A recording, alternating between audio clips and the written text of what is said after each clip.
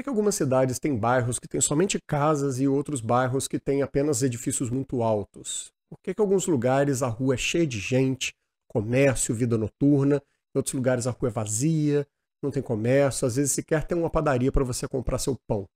A resposta para essas e muitas outras perguntas está numa ideia que vem mudando radicalmente as cidades há 150 anos. Nesse vídeo eu vou falar sobre o zoneamento, um instrumento que vem sendo usado para organizar o espaço das cidades ao redor do mundo.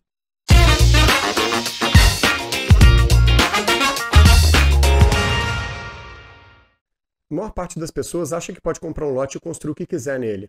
Um prédio pequeno, um prédio grande, uma casa, uma loja ou até uma indústria. Mas a verdade é que em muitos lugares tem o que a gente chama de zoneamento, que são regras que vão determinar o que pode e o que não pode ser construído naquele lugar. A maior parte do zoneamento vai dividir, primeiro, os usos. Então, os usos básicos geralmente são lugares residenciais, lugares comerciais, lugares industriais e lugares de uso misto, que vão poder geralmente ter comércio e residência. E, por outro lado, o zoneamento vai definir também o que a gente chama de código de edificação, código de obras, que são as características das edificações que vão estar lá. E, nesse sentido, geralmente o zoneamento é restritivo, ou seja, ele vai colocar limites para o que pode ser construído, geralmente limites de altura e também limites de quantidade de metros quadrados ou metros cúbicos que podem ser construídos naquele lote. Bom, quando que surgiu o zoneamento? A gente sabe que pelo menos desde o século XV, mais ou menos, já existem regras em algumas cidades para poder afastar atividades potencialmente nocivas das zonas centrais das cidades, principalmente indústrias, né, ou algum estabelecimento produtivo. Mas o zoneamento, da forma como eu estou falando aqui, o zoneamento funcional moderno, ele surgiu provavelmente, primeiramente na Alemanha, em 1891, com o zoneamento de Frankfurt, que foi o primeiro grande zoneamento nesses moldes, com separação de usos e com regras para se limitar a construção, o tanto que pode construir nos lotes. A ideia dos planejadores, dos urbanistas naquela época, era, primeiro, controlar o crescimento acelerado da cidade de Frankfurt, que estava se tornando uma cidade industrial e com isso estava tendo uma migração muito grande dos campos para a cidade. Vamos lembrar que as cidades nessa época, principalmente na Alemanha, que estava começando a se unificar, eram cidades basicamente de estrutura medieval, muitas delas cercadas por muralhas, então as cidades começavam a crescer, precisava-se muitas vezes demolir essas muralhas, as cidades começavam a expandir. Aquelas áreas centrais antigas das cidades medievais eram extremamente densas. E isso, junto ao rápido crescimento da população, começou a fazer com que houvesse muito problema de saúde pública, problemas de salubridade mesmo. Isso devido, claro, à falta de iluminação adequada, de sol adequado nas edificações, à falta de ventilação nas ruas e a condições precárias de vida mesmo.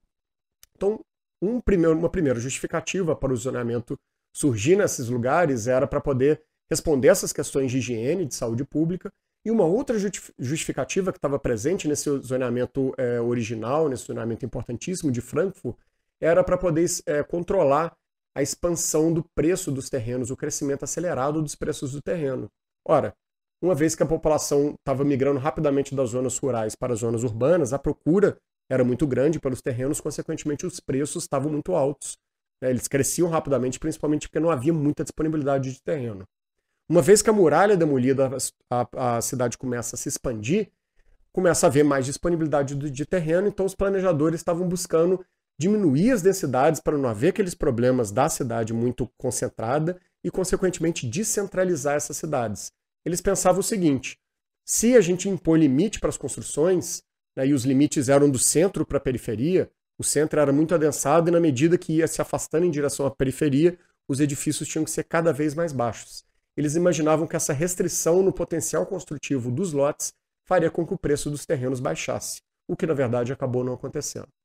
Bom, 1891 Frankfurt, 1892 no ano seguinte em Berlim, e de Berlim, 20 anos depois, através de alguns aperfeiçoamentos, algumas mudanças nessa legislação, 20 anos depois, após Berlim, o zoneamento estava presente em todas as cidades da Alemanha.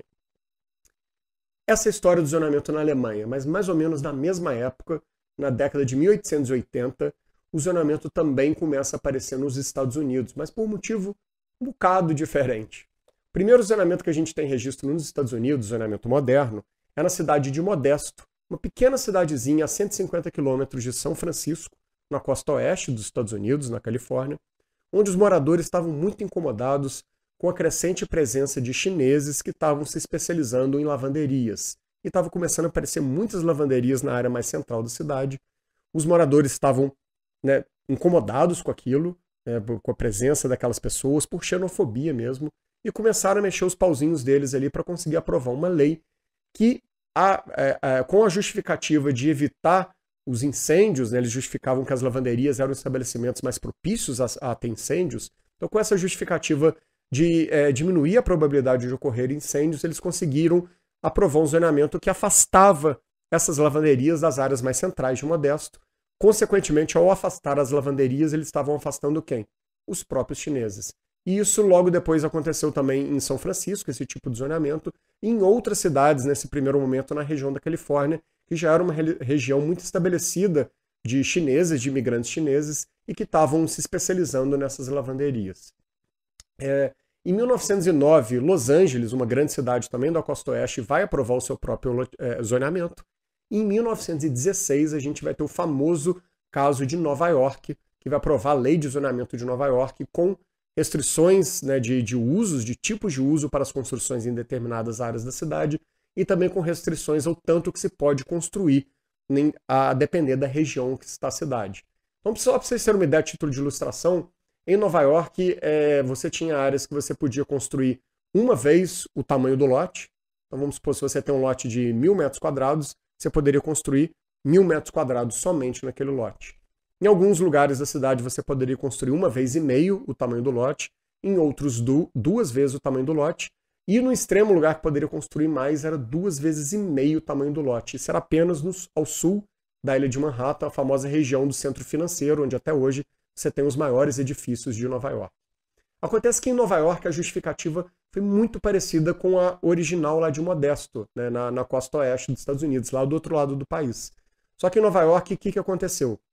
Comerciantes de grife da Quinta Avenida, a famosa Quinta Avenida, estavam começando a ficar incomodados com a presença constante de trabalhadores de renda baixa e de imigrantes também, que estavam circulando próximo às lojas deles. Eles achavam que isso estava desvalorizando o ponto deles, aquela localização super nobre das lojas na Quinta Avenida.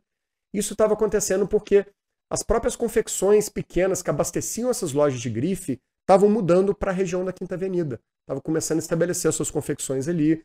Muitos trabalhadores, né, que moravam, principalmente imigrantes, moravam, né, dentro dessas confecções, geralmente na sobreloja dessas confecções.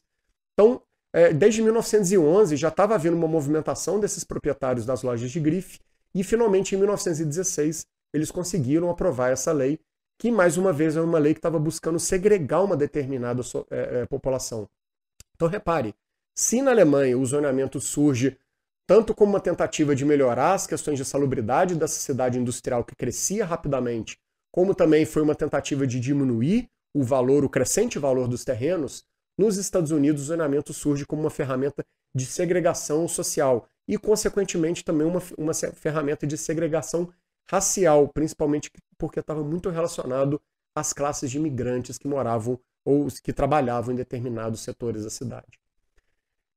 8 anos depois da aprovação do zoneamento de Nova York, em 1924, os Estados Unidos vai aprovar uma lei federal que vai padronizar, né, vai ser o padrão para esses zoneamentos ao redor do país, o que vai fazer com que esses zoneamentos se perpetuem e até hoje seja o instrumento mais importante de planejamento que as cidades norte-americanas têm.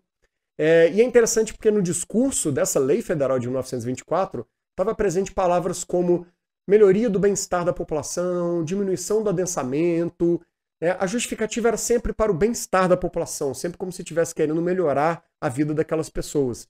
Quando, na verdade, a gente sabe hoje muito bem que a justificativa principal, que estava ali nas entrelinhas, né, que não era explícita, mas estava implícita, era de segregar determinados grupos, determinadas pessoas que eram indesejadas para certos lugares da cidade. 4 anos depois da aprovação da Lei de Nova York, São Paulo aprovou sua própria lei, inspirada nessa lei de Nova York. A lei de Nova York, por sinal, foi inspirada na de Frankfurt, ainda que, como a gente viu agora, por motivos bem diferentes. Mas vale um parênteses aqui, não quer dizer que em Frankfurt ou em outras cidades alemãs também não teve problemas em relação a segregar determinados grupos. Isso acontecia, sim. Desde a origem do zoneamento, ele foi utilizado em maior ou menor intensidade para segregar determinados grupos. Mesmo na Alemanha, ainda que nos Estados Unidos seja assim, muito mais evidente, tenha sido muito mais utilizado com essa justificativa, ou com essa função de segregar grupos, e em última instância segregar, inclusive, etnias. Bom, então São Paulo, 4 anos depois, após Nova York, inspirado em Nova York, aprova sua própria lei. Em 1929, São Paulo vai aprovar uma lei bem completa, bem aos moldes da lei de Nova York também. E se essa lei se espalha essa ideia, melhor dizendo, se espalha pela Alemanha, se espalha pelos Estados Unidos, ela também vai se espalhar aqui no Brasil e vai se espalhar muito em muitos países ao redor do mundo.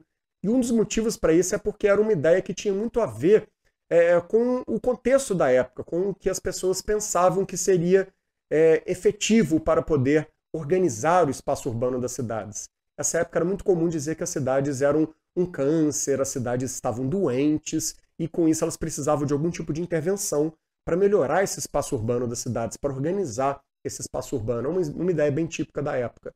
E era comum uma analogia com a casa.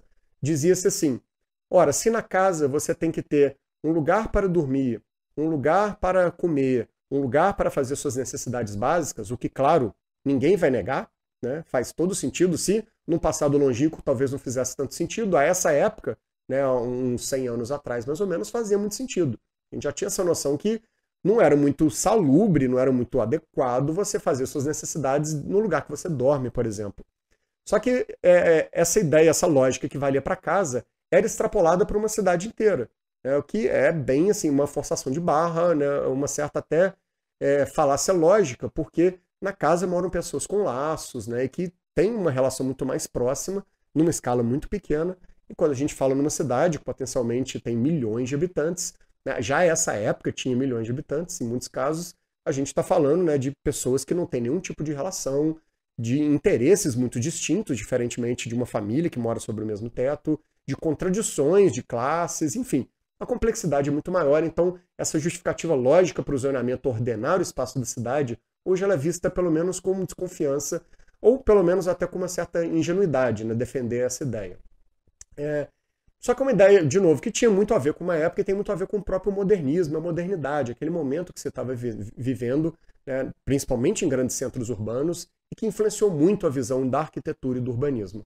Não por acaso, um dos principais eventos que contribuiu para difundir essa ideia do zoneamento ao redor do mundo foi um Congresso Internacional de Arquitetura Moderna de 1933, que ao final dele foi publicado um famoso documento chamado Carta de Atenas, onde se resumia as principais ideias discutidas nesse congresso, né, que era basicamente formado por arquitetos e urbanistas de países do mundo, principalmente países ricos do mundo.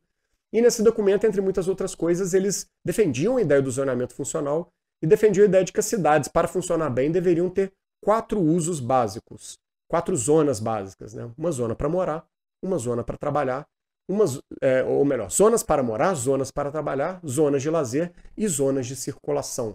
Brasília foi construída mais ou menos em cima dessa ideia. Talvez seja a cidade que mais reproduziu à risca essa ideia do zoneamento funcional do urbanismo moderno. Poucos anos depois, nos congressos pan-americanos de arquitetura, essa ideia também vai ser difundida, mas agora não na Europa, como nesses congressos internacionais de arquitetura moderna, mas sim aqui na América do Sul, e vai contribuir fortemente para essa ideia circular o Brasil e circular outros países da América Latina. Bom, fato é que, nos anos seguintes, essa ideia ocupou as cidades, né, da América do Sul e inclusive do Brasil, em especial do Brasil.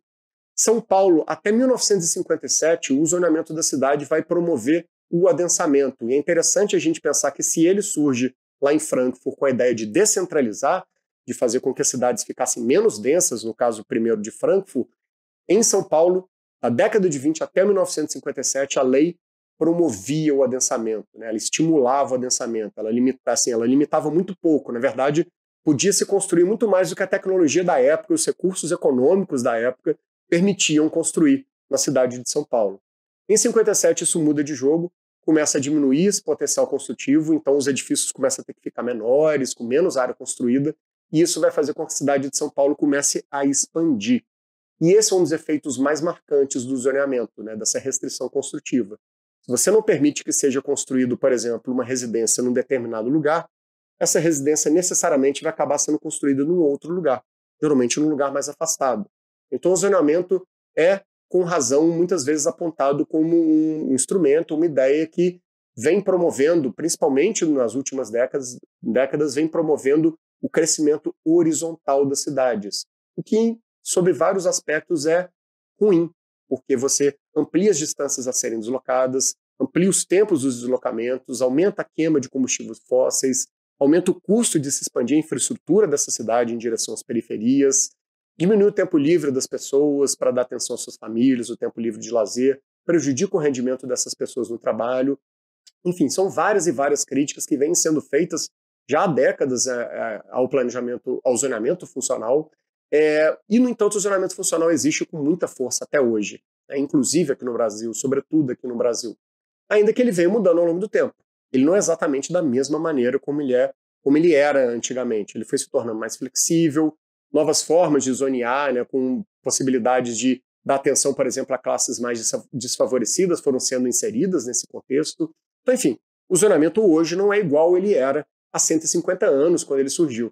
Mas ainda assim ele é um instrumento, né, uma ideia que divide muito as discussões da área.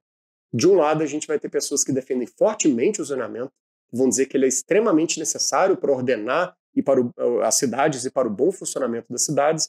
E no outro extremo, a gente vai ter pessoas dizendo que não, o zoneamento é essencialmente ruim, que ele prejudica as cidades, que ele estimula demasiadamente o crescimento horizontal das cidades e que ele deveria ser completamente abolido. No meio desse caminho, a gente vai ter aí 50 milhões de tons de cinza, né, muitas e muitas outras ideias que vão tentar ponderar, talvez colocando um zonamento mais flexível, talvez, né, procurando um zonamento que se adapte mais a determinados lugares, a determinados contextos urbanos, né? Enfim, ele é um instrumento que desperta paixões e que está aí, né, para o bem ou para o mal, ele está aí hoje para tentar organizar ou desorganizar o espaço urbano das cidades. E você, o que você acha? Você acha que o zonamento é uma boa ideia? Você acha que ele funciona de um modo geral, ou que não, que ele deveria ser abolido, ou pelo menos deveria ser flexibilizado? Deixa aqui nos comentários a sua opinião a respeito do zonamento, se você gosta, se você não gosta. E se você gostou desse vídeo, deixa o seu like. E se você quiser seguir aqui o canal para poder acompanhar os conteúdos relacionados à arquitetura e urbanismo, é só clicar aí no botão de inscrição. Fico por aqui e até a próxima.